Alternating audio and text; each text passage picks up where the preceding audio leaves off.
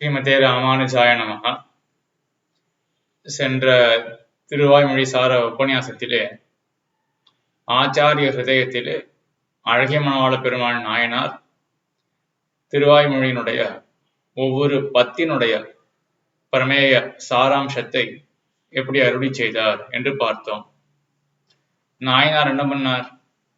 ஒவ்வொரு பத்துக்கும் 2 அம்சம் என்று சாதிச்சார். ஒரு அம்சம் என்ன? அந்த பத்துல எம்பெருமானுடைய ஏதோ ஒரு குணமானது பிரதிபாதிக்கப்படுகின்றது அப்படின்றது ஒரு அம்சம். மற்றொரு அம்சம், அந்த எம்பெருமான் ஆழ்வாருக்கு ஒரு நிலையை ஏற்படுத்த, அந்த நிலையை, அந்த தசா விசேஷத்தை, தசா அப்படின்னா நிலை, அந்த தசையை ஆழ்வார் நமக்கு வெளியிடுகிறார். நமக்கு எதற்காக வெளியிடுகிறார்? தாம் பெற்ற பேற்றை நமக்கு உபதேசித்தாரே என்றால் நாமும் எம்பெருமான் திருவடிகளிலே ஒரு அணுக்கராக இருக்க பெற்று எம்பெருமான் திருவடிகளை பிராபிப்போம் அப்படின்ற எண்ணத்தோட கிருபையோட ஆழ்வார் வெளியிடுகிறார். அந்த ஆச்சாரிய ஹிருதயத்திலே ஒரு பெரிய சூழ்நிலையிலே தெரிவித்தார். பரத்வ, காரணத்துவ, வியாபகத்துவ, நியந்திரித்துவ, காருணிகத்துவ, சரண்யத்துவ, சக்தத்துவ, சத்தியகாமத்துவ, ஆபத்சகத்துவ, ஆர்த்திஹரத்துவ விசிஷ்டன் அப்படின்னு இதுவரையிலும் 10 குணங்கள் ஒவ்வொரு பத்துக்கும். முதல் பத்துல பரத்துவம், அடுத்தது காரணத்துவம், அதற்கு பிறகு வியாபகத்துவம். இது ஒவ்வொரு குணத்தினுடைய தொடர்பு என்ன, சங்கதி என்ன அப்படின்றதையும் போன உபன்யாசத்திலே அனுபவித்தோம். அதையெல்லாம் ஞாபகத்திலே கொள்வது. பரத்வ, காரணத்துவ, வியாபகத்துவ. வியாபகத்துவம் என்றால் எங்கும் பரவி இருக்கக்கூடிய தன்மை. அதுக்கப்புறம் நியந்திரத்துவம், எல்லாவற்றையும் நியமிக்கக்கூடிய தன்மை, அது 4ஆம் பத்தினுடைய விஷயம். அதற்கு பிறகு காருணிகத்துவம் 5ஆம் பத்திலே. 6ஆம் பத்தில திருவேங்கடமுடையான் திருவடிகளை சரணாகதி பண்ற 6ஆம் பத்துக்கு விஷயம் சரண்யத்துவம், சரணாகதி பண்ண தகுந்த விஷயம். சரண்யனாக எம்பெருமான் இருக்கின்றான், பற்ற தகுந்தவனாக எம்பெருமான் இருக்கின்றான் 6ஆம் பத்து. அதற்கு பிறகு 7ஆம் பத்துல சக்தத்துவம், சரணாகதி பண்ணவனுக்கு தன்னுடைய திருவடிகளை கொடுக்கக்கூடிய, இந்த விரோதியை போக்கி தன்னுடைய திருவடிகளை கொடுக்கக்கூடிய சக்தி எம்பெருமானுக்கு இருக்கு. சக்தத்துவம் 7ஆம் பத்துல. 8ஆம் பத்துல சத்திய காமத்துவம், இப்படி சர்வசக்தியாக இருக்கிறபடினால அவன் அவாப்த சமஸ்த காமனாக இருக்கான். அவன் என்ன வேணும் அப்படின்னு நினைச்சுட்டு இருக்கானோ அது அவனுக்கு ஏற்கனவே இருக்கு. ஆகினால ஒரு குறைவாளனா அவனுக்கு கிடையாது. நம்மளாம் குறைபாடுடையவர்கள். எனக்கு இல்லையே, நான் விரும்பினது இடத்துல இல்லையே அப்படின்ற குறைபாடு நமக்கு. எம்பெருமானுக்கு அந்த குறைபாடு கிடையாது. சத்திய காமனாக எம்பெருமான் இருக்கான். அப்புறம் 9ஆம் பத்துல ஆபத்சகத்துவம், இப்படி வேண்டியவற்றை எல்லாம் பெற்றவனாக அவாப்த சமஸ்த காமனாக இருந்தானே என்றால் அப்ப தான் உண்டு தன் மேலே உண்டு அப்படின்னு இருப்பானா? அப்படி இருக்க மாட்டான். ஆபத்திலே உதவுவான். ஆபத் சகத்துவம். அதற்கு பிறகு 10ஆம் பத்துல இருக்கிறதுலே பெரிய ஆபத்து என்ன? இந்த சம்சாரம். இந்த சம்சாரத்தால வரக்கூடிய ஆர்த்தி, வருத்தம், அதை போக்கக்கூடியவன் ஆர்த்தி ஹரத்வம். ஆர்த்தி என்றால் வருத்தம், வருத்தத்தை போக்கக்கூடியவன் அப்படின்றது 10ஆம் பத்துக்கு விஷயம் என்று பார்த்தோம். எப்படி ஆர்த்தி ஹரத்வ விசிஷ்டன். இதுவரையிலும் ஆச்சாரிய ஹிருதய சூர்ணிக்கையில நாயனார் என்ன பண்ணார் அப்படின்னா 10 எந்த குணமானது எம்பெருமானுடைய குணமானது பிரதிபாதிக்கப்படுகின்றது அப்படின்றத அருளி செய்தார். இதற்கு பிறகு ஆர்த்திஹரத்த விசிஷ்டன், மயர்வை அறுக்க, தத்துவ வேதனம் அறப்பற்று, நெப்தி பல முக்தியை தலைசேர நிஷ்கர்ஷித்து, மோக்ஷ பல விருத்தி செய்ய அர்ச்சித்து, புருஷார்த்த பல அந்நிருச்சி ஒழிந்து, விரக்தி பல ராகம் கழியமிக்கு, பிரேம பல உபாயத்தை புகுந்து, சாதன பல உபகார கைமாறின்றி, கிருத்தஜதா பல பிரதிகிருத்தமானத்தை உணர்ந்து, ஆத்ம தரிசன பல பிராப்தி மரணாவதியாக பெற்று, காலாசக்தி பல கதிக்கு துணை கூட்டின தம் பேச்சை பிறர் அறிய 10 தோறும் வெளியிடுகிறார் அப்படின்றதான் முடிக்கிறார். 10 தோறும், ஒவ்வொரு 10 தோறும் தாம் பெற்ற பேச்சை பிறர் அறியும்படியாக வெளியிடுகிறார். முறையை பார்க்கலாம். இப்போ ஒவ்வொரு 10லும் ஆழ்வார்க்கின தசை. முதல் 10ல தத்துவ வேதனம் அறப்பற்று, ஆர்த்திஹரத்து விசிஷ்டன், மயர்வை அறுக்க தத்துவ வேதனம் அறப்பற்று. முதல் 10ல பிரசித்தம். முதல் பாட்டிலே என்ன வருது?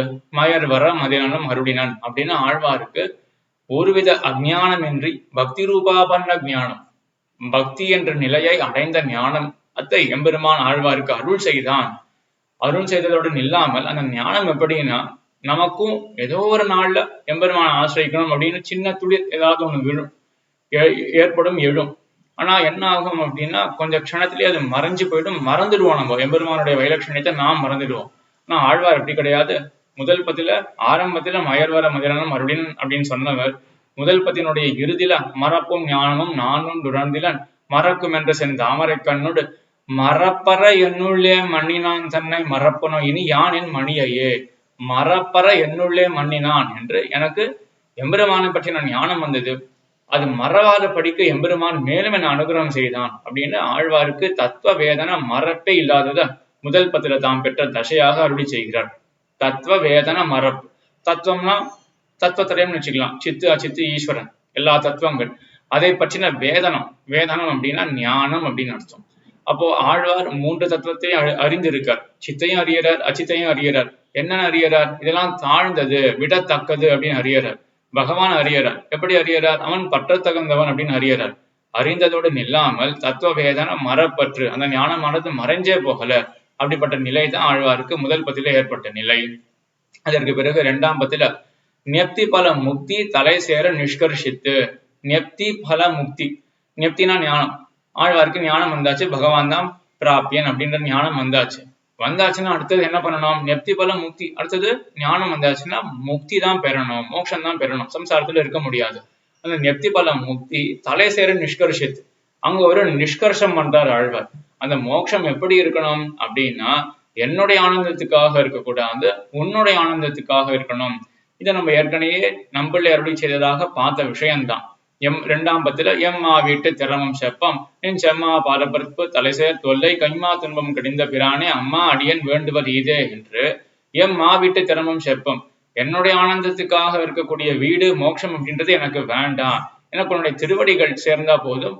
தனக்கையாக எனக்குள்ளும் மீதே எனக்கே கண்ணனை யான்கொள் சிறப்பே என்று உன்னுடைய திருவுளத்துக்கு சேர்ந்த மோட்சம் தான் எனக்கு வேணுமே ஒழிய என்னுடைய ஆசைக்காக அப்படின்றதுக்காக மோட்சமானது நான் பெறக்கூடாது அப்படின்ற ஒரு நிஷ்கர்ஷம் அது 2ஆம் பத்திர தாம் பெற்ற தசையாக இங்கு ஆழ்வார் அருளை செய்கிறார்.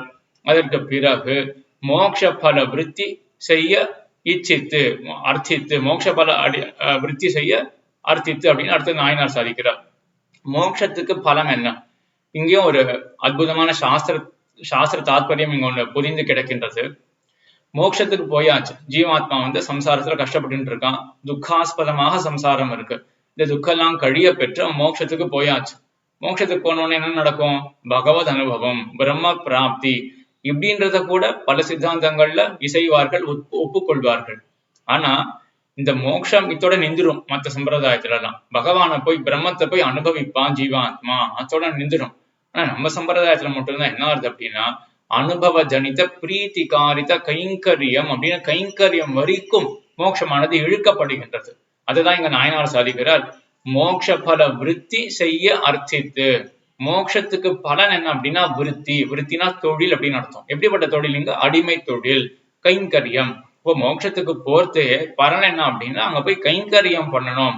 அப்படிப்பட்ட கைங்கரியத்தை செய்ய அர்த்தித்து. அர்த்தித்து அப்படின்னா விரும்பி ஆழ்வார் விரும்பினார் இல்லையா? அதுதானே 3ஆம் பத்தினுடைய விஷயம். ஒழிவில் காலமெல்லாம் உடனாய் மன்னி வடிவிலா அடிமை செய்ய வேண்டும், நாம் அடிமை செய்ய வேண்டும் அப்படின்னு விரும்பினார் 3ஆம் பத்தில. ஆக 3ஆம் பத்தில என்ன ஆழ்வாருடைய தசை அப்படின்னா அந்த கைங்கரிய பிரார்த்தனை அப்படின்ற தசை. அதற்கு பிறகு 4ஆம் பத்தினுடைய சாரம் புருஷார்த்த பல அந்நிய ருச்சி ஒழிந்து. புருஷார்த்தத்துக்கு பலம் என்ன அப்படின்னா எம்பெருமானுடைய திருவடிகள்ல கைங்கரியம், அதுதான் புருஷார்த்தம். அதை தெரிஞ்சுட்டாச்சுன்னா அந்நிய ருச்சி ஒழிந்து மற்ற விஷயங்கள் ருச்சியானது போயிடும். அதுதானே 4ஆம் பத்துக்கு விஷயம். 4ஆம் பத்தினுடைய முதல் திருவாய்மொழி என்ன? ஒரு நாயகமாய் ஓட உலகுடன் ஆண்டவர் கருணாய் கவர்ந்த காலர் அப்படின்ற அந்த திருவாய்மொழியில அந்த பதிகத்துல ஆழ்வார் என்ன பண்றார்? ஐஸ்வர்யம் கூடாது, கைவல்யம் கூடாது அப்படின்னு மற்ற விஷயங்கள் எல்லாம் தளரார் இல்லையா? அதுதான் நாயனார் சாதிக்கிறார். ஆழ்வார் பெற்ற நிலை என்ன அப்படின்னா புருஷார்த்த பல அந்நிய ருச்சி ஒழிந்து அப்படின்னு. 4ஆம் பத்தினுடைய ஆரம்பத்துல நமக்கு உபதேசம் பண்ணார் ஆழ்வார். 4ஆம் பத்தினுடைய கடைசியில நன்னாதார் உருவளிப்பு அப்படின்றது 9வது பதிகம். 4ஆம் பத்தினுடைய பத்துல இருக்கக்கூடிய 9வது பதிகம். அதுல ஆழ்வார் அருளி செய்கிறார். கண்டு கேட்டு உற்று மோந்துண்டுடலும் ஐங்கருவி கண்ட இன்பம் தெரிவறிய அளவில்லா சிற்றின்பம் ஒன்றுடையால் திருமகளும் நீமே நிலானிற்ப கண்ட சதிர் கண்டு ஒழிந்தேன். மற்றதை ஒழிந்தேன். எதை ஒழிந்தேன்? கண்டு கேட்டுற்று மோந்துண்டுடலும் ஐங்கருவி கண்ட இன்பம், அத்தை ஒழிந்தேன், அத்தை விட்டேன். அதே போல தெரிவறிய அளவில்லா சிற்றின்பம், ஆத்மானுபவம் ஆகிற கைவல்யம், அதையும் நான் ஒழிந்தேன். எப்பொழுது? ஒன்றுடையால் திருமகளும் நீயுமே நிலான் இருப்ப. ஸ்ரீவைகுண்டத்துல நீயும் பெரிய விராட்டியார் மட்டும்தான் இருக்கீங்கோ. அந்த காட்சியை நான் சேவித்த பிறகு மற்றதெல்லாம் நான் அப்படியே விட்டுட்டேன் அப்படின்னார். நம்ம ஆச்சாரியால் கேட்டுக்கிற ஸ்ரீவைகுண்டத்துல 2 பேர் தான் இருக்காளான. அனந்த நித்திய சூரிகள் முக்தாத்மாக்கள்லாம் இல்லையா அப்படின்னா அவர்கள் எல்லாருமே இந்த 2 பேருக்கு அடிமையாக இருக்கிறவர்கள். ஆகையினால ஒரு பிரகாரமா இருக்கிறபடினால இந்த 2 பேர் மட்டும்தான் இருக்கா. மற்றவ எல்லாமே இவர்களுக்கு அடங்கினவர்கள் அப்படின்றதுனால நீங்க 2 பேர் மட்டும்தான் இருக்கீங்க அப்படின்றத ஆழ்வார் கண்டு என்ன பண்ணார் அப்படின்னா புருஷார்த்த பல அந்நிய ருச்சி ஒழிந்து மற்றதை ஒழிந்த மற்ற விஷயங்களுடைய ஆசையை ஒழிந்தார் ஆழ்வார் என்று 4ஆம் பத்தினுடைய நிலை ஆழ்வாருக்கு ஏற்பட்ட நிலை 4ஆம் பத்திலே என்று நாயனார் காட்டினார். அதற்கு பிறகு விரக்தி பல ராகம் கழியமிக்கு. விரக்தி பல ராகம் மற்ற விஷயத்துல விரக்தி விரக்தா அப்படின்னு கேள்விப்பட்டிருமோ இல்லையா? விரக்தி அப்படின்னா மற்ற விஷயத்துல ஆசையின்மை. மற்ற விஷயத்துல ஆசையின்மைனால இப்ப அதுக்கு என்ன பலன் அப்படின்னா விரக்தி பல ராகம் கழியமிக்கு. ராகம்னா ஆசை, விரக்தினா ஆசையின்மை, ராகம்னா ஆசை. மற்ற விஷயத்துல ஆசை போனபடினால பகவத் விஷயத்துல ராகம் எப்படி இருக்கு அப்படின்னா கழியமிக்கு, கை கழிந்து எங்கேயோ வளர்ந்து பெருத்து ஆழ்வாருக்கு. ஆழ்வார் 5ஆம் பத்தில திருக்குறுங்குடி பதிகத்துல சாதிக்கிறார், கழியமிக்கதோர் காதலால் இவள் என்று அன்னை காணக்கூடாள் வடிவில் கீர்த்தி திருக்குறுங்குடி நம்பிய நான் கண்டபின் அப்படின்னு ஆழ்வாருடைய காதலானது எப்படி இருக்குன்னா கழியமிக்கதோர் காதல், எங்கேயோ கை கழிஞ்சு அவ்வளவு வளர்ந்து ஆழ்வாருடைய காதல் என்று ஆழ்வார் தன்னுடைய நிலையை இந்த 5ஆம் பத்தில தெரிவிக்கிறார். ஆக 3, 4, 5 இந்த 3 பத்தியும் பார்த்தோம் எப்படி இருக்குன்னா 3ஆம் பத்தில ஆழ்வார் கைங்கரியத்தை பிரார்த்திக்கிறார். 4ஆம் பத்தில என்ன பண்ணார்? கைங்கரிய பிரார்த்தனை பண்ணபடினால எம்பெருமான் திருவடிகள் ஆசை ஏற்பட்டபடினால கைவல்யம் ஐஸ்வர்யம் என்ற மற்ற விஷயங்களிலே ஆசை ஒழிந்தமையை ஆழ்வார் அருளி செய்தார்.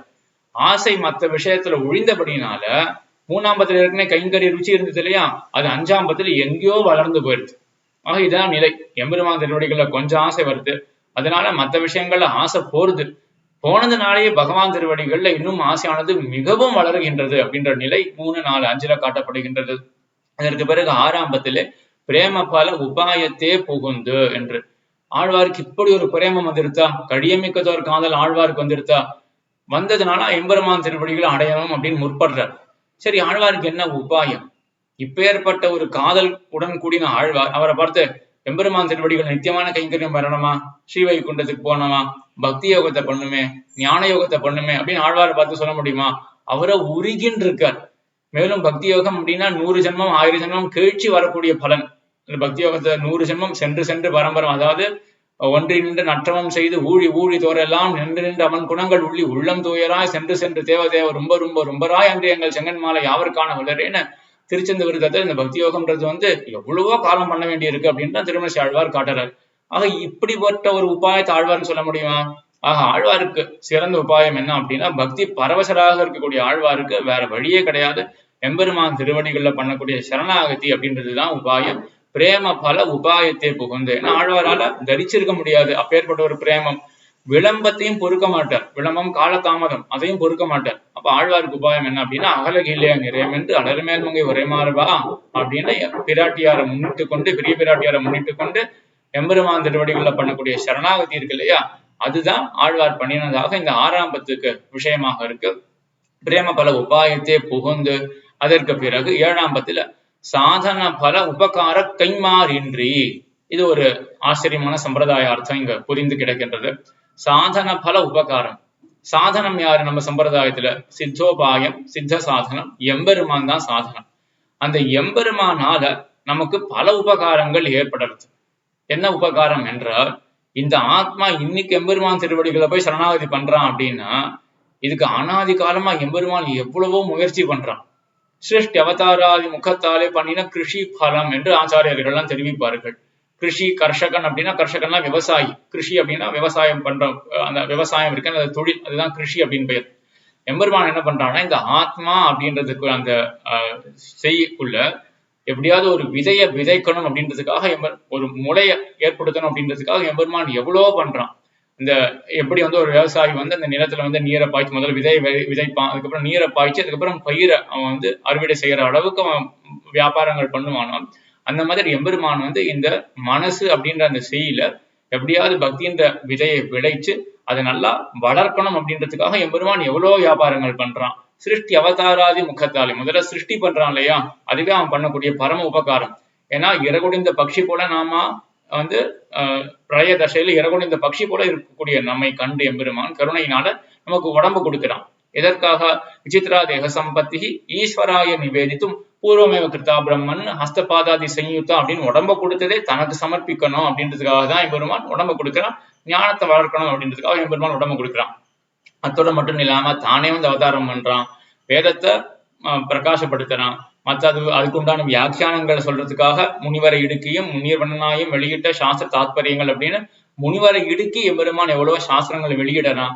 ஆச்சாரியனை அவதரிப்பிக்கிறான், ஆழ்வார்களை அவதரிப்பிக்கிறான். இதெல்லாம் பண்றது எதுக்காக அப்படின்னா, ஏதாவது ஒரு ஜீவாத்மா தன்னுடைய சொரூபத்துக்கு சேர என்னுடைய திருவடிகளை வந்து சேருவானா அப்படின்னு பாக்குறதுக்காக எம்பெருமான் இவ்வளவு உபகாரம் பண்றான் இல்லையா. இதுதான் ஆழ்வார் சாதிக்கிறார் சாதன பல உபகாரம் அப்படின்னு.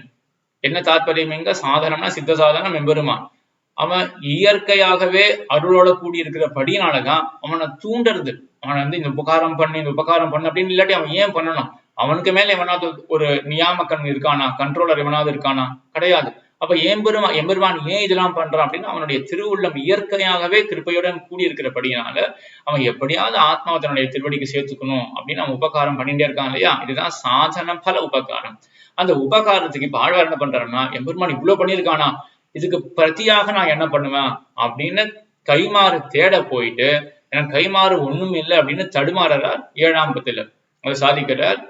எம்பெருமான் வந்து பண்ண உபகாரத்துக்கு கைமாறு செய்வது இங்கும் ஒன்றும் இல்லை, செய்வது இங்கும் அங்கே. அதாவது உதவி கைமாறு என்னுயிர் என்ன உற்றண்ணில் அதுவும் மற்ற ஆங்கவன் தனது என்னா தன்னை பதவியை இன்கவி பாடிய அப்பனுக்கு செய்வது ஒன்றும் இல்லை இங்கும் அங்கே அப்படின்னு முடிக்கிறார். 7ஆம் பத்தினுடைய கடைசியில இது முடிக்கிறார்.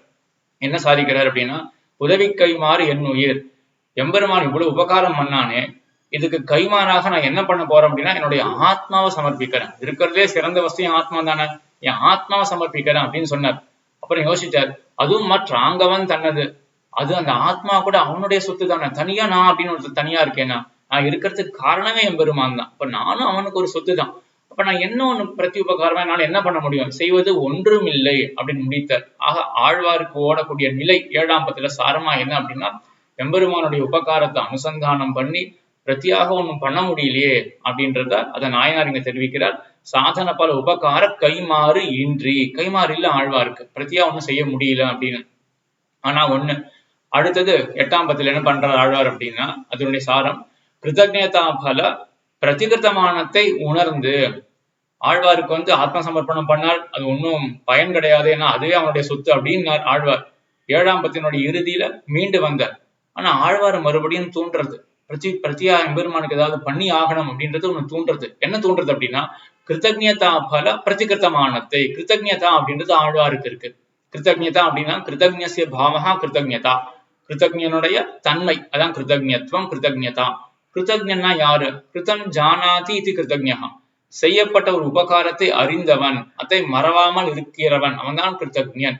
ஆழ்வார் அந்த கிருதஜ்ஞர்களுக்குள்ள தலை சிறந்தவராச்சு. அவர் செய்த ஒன்று நன்மையை மறப்பாரா ஆழ்வார்? அதனால கிருத்தஜ்ஞத்தை ஓடின்னு இருக்கிறதுனால, கிருத்தஜ்ஞத்தை அனுசந்தானத்தால மறுபடியும் 8ஆம் பத்தினுடைய ஆரம்பத்துல மறுபடியும் அதே ஆத்ம சமர்ப்பணத்தை பண்றார். 8ஆம் பத்தினுடைய முதல் பதிகத்திலே வரக்கூடிய பாட்டு இது. தாள்களை எனக்கே தலை சிறப்ப தந்த பேருதவி கைமாறா, தோள்களை ஆறத்தழுவேன் உயிரை அறவிலை செய்தனன் சோதி, தோள்கள் ஆயிரத்தாய் முடிகள் ஆயிரத்தாய் துணை மதற்கண்கள் ஆயிரத்தாய் தாள்கள் ஆயிரத்தாய் பேர்கள் ஆயிரத்தாய் தமியனேன் பெரிய வப்பனே, தாள்களை எனக்கே தலை சிறப்ப தந்த, உன்னுடைய திருவடிகளை என்னுடைய தலைக்கு சென்னிக்கு பூவாக நீ வந்து அணியாக நீ சேர்த்தாய். அந்த உதவிக்காக ஒரு கைமாறு என்ன பண்றதுன்னு செய்ய தெரியாம தடுமாறின்னு இருக்க, ஒரு கைமாற நான் செய்ய போறேன். என்ன பண்ண போறேன் அப்படின்னா, தோள்களை ஆறத்தழுவி என் உயிரை அறவிலை செய்தனன் சோதி, என்னுடைய உயிரை மறுபடியும் என்னுடைய ஆத்மாவை தான் சமர்ப்பிக்க போறேன்.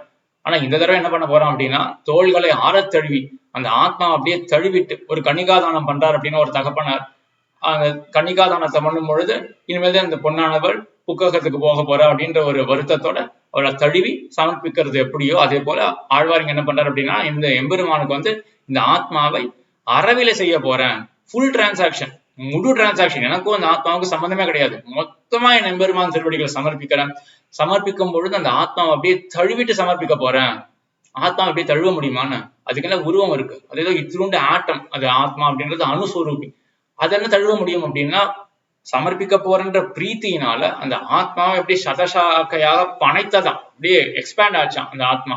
அப்படிப்பட்ட ஆத்மா அப்படியே தழுவிட்டு எம்பெருமான் திருவடிகளை சமர்ப்பிக்க போறேன்னு இப்படி ஒரு பிரீத்தியோட ஆழ்வார் சமர்ப்பிக்கிறார். ஆனா மறுபடியும் ஓடுறது ஆழ்வாருக்கு என்ன பண்றாருன்னா, இதே பத்தினுடைய இறுதியில கண்கள் சிவந்து அப்படின்றது 8ஆம் பத்தினுடைய 8வது பதிகம்.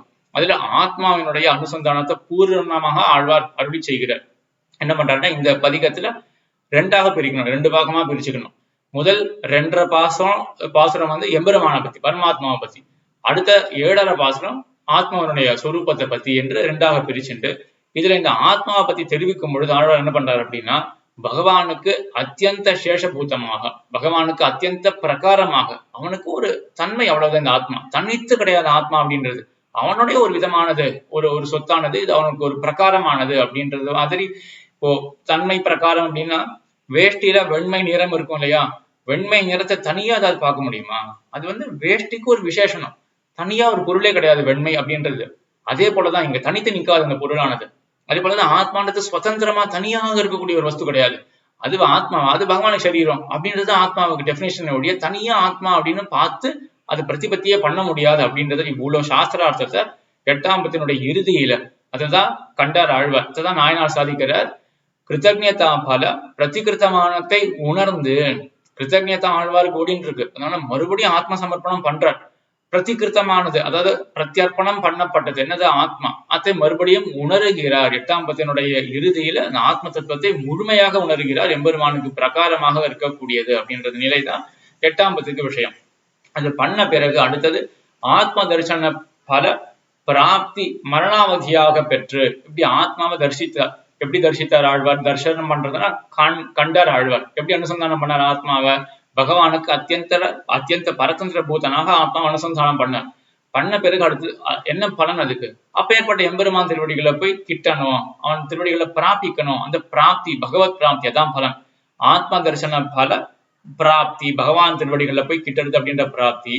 அதை ஆழ்வார் கதறுகிறார். நாளேலறியேன் எனக்குள்ளன, நான் இப்படி அத்தியந்த பரதந்திர பூதன், அப்போ நான் தனியா இருந்தா என்ன பண்ண போறேன் சம்சாரத்துல? எம்பெருமான் திருவடிகளை போய் சேரணும், நித்திய கைங்கரியம் பண்ணணும், எப்ப பண்ண போறேன் அப்படின்னு 9ஆம் பத்துல கதற, அதனுடைய கடைசியில எம்பெருமான் வந்து பதில் சொல்றான். மரணமானால் வைகுந்தம் கொடுக்கும் பிரான் என்று மரணாவதியாக பெற்று, அவதினா ஒரு லிமிட், இதான் டைம் லிமிட், இதுக்கு மேல எக்ஸ்டென்ஷன் கிடையாது, இந்த துக்கத்துக்கு எக்ஸ்டென்ஷன் கிடையாது, இதுக்கு மேல போகாது, கால விளம்பம் ஏற்படாது, மரணம் அப்படின்றதுதான் அவதி. அப்ப மற்றொரு ஜென்மம் கிடையாது. அதனால இந்த திருமேனி விழுந்தப்புறம் நித்திய கைங்கரியம் தான் அப்படின்னு அந்த மரணத்தை ஒரு அவதியாக பெற்றார். அதான் லிமிட் அப்படின்றத பெற்றார். அதுதான் தன்னுடைய நிலை இந்த 9ஆம் பத்தில. அதற்கு பிறகு காலாசக்தி பல கதிக்கு துணை கூட்டின. கால ஆசக்தி, ஆசக்தினா நெருங்கிறது. என்ன காலம் நெருங்கிறது? திருநாட்டுக்கு போகக்கூடிய காலம் நெருங்கிறது. அதுக்கு என்ன பலன் அப்படின்னு அப்போ அடுத்தது அந்த திருநாட்டுக்கு போக வேண்டிய காலம் நெருங்கியாச்சுன்னா அப்ப அர்ச்சிராதி கதி அது வழியா போறது அப்படின்றதுதான் பலன் வந்து கிட்ட போறது. அடுத்தது அந்த கதிக்கு காலாசக்தி பல கதிக்கு துணை கூட்டின. அதுக்கு துணை ஆவார் யாரு? நமக்கு முன்னாடியே பார்த்தோம், நம்மளுடைய ஈட்டினுடைய விமர்சனம் பண்ணும்பொழுது கூட நம்ம இதை அனுபவிச்சோம். எம்பெருமான் வந்து என்ன பண்றான் அப்படின்னா, நமக்கெல்லாம் யார் துணை அப்படின்னா ஆத்திவாகிகர்கள், அமானவன் அப்படின்றவன் தான் நமக்கு துணை அர்ச்சிராதி கத்தியில. ஆனா திருமோகூர் ஆத்தன் காளமேக பெருமாள் தான் ஆழ்வாருக்கு துணை என்று தாம் பெற்ற பேர் இது.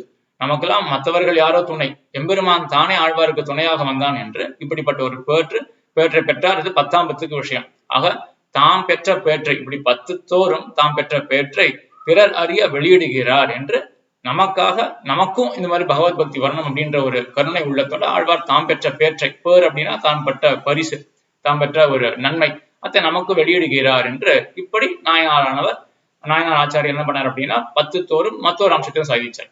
ஆக என்ன ஞாபகம் வச்சுக்கணும் அப்படின்னா, ஒவ்வொரு பத்திலும் ஒரு பகவத்குணம் சொல்லப்பட்டது, பரத்வம் அப்படின்ற பகவத்குணங்கள் சொல்லப்பட்டது.